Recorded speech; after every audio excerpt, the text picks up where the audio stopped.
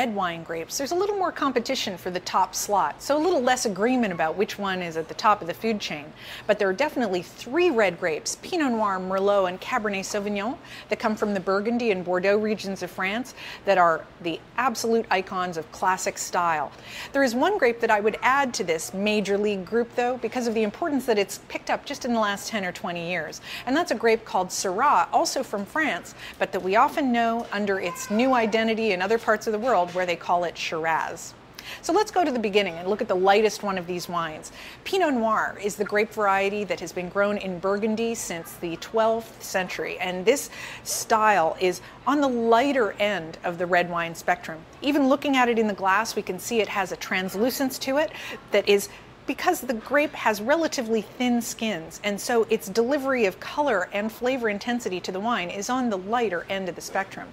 However, the flavors that it does give are so seductive and desirable that Pinot Noir is one of the most desired styles of wine on earth. It is coveted and collectible. It is a cool climate style that is a little brighter, a little bit more in the red fruit aromatic spectrum. Things like cranberries and strawberries come to mind. This is a lighter style of red that works well with some foods that you might normally think of pairing with a white wine, seafoods and white meats, for example. When we come to the kissing cousins next that come from Bordeaux, we have Merlot and Cabernet Sauvignon, 2 grapes that are planted in the same region and that are distantly related.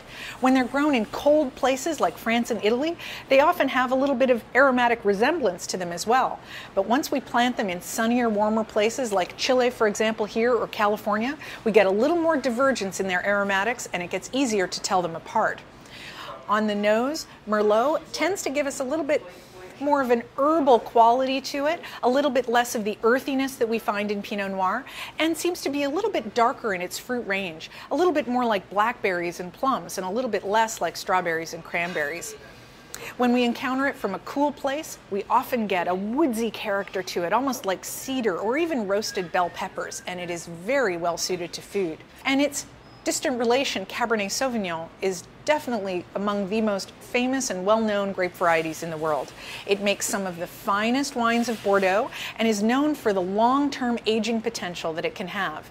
This is due to the fact that Cabernet Sauvignon as a grape has smaller berries and thicker skins than Merlot, and when we ferment it in the tank, that gives us a double dose of all of the sources of color and flavor that we get in the wine.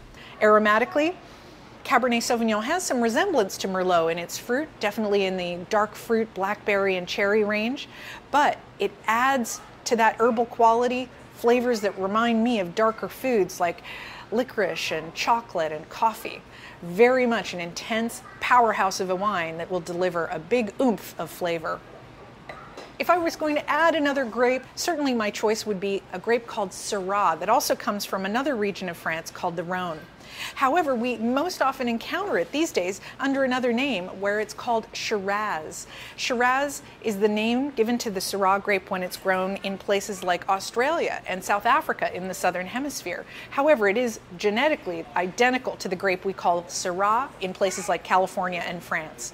Syrah has similar thick skins and density of color to what we find from Cabernet Sauvignon, but usually does not quite have as much tannic structure, and as a result is more often made in the drink me now style with a little bit more emphasis on forward fruit.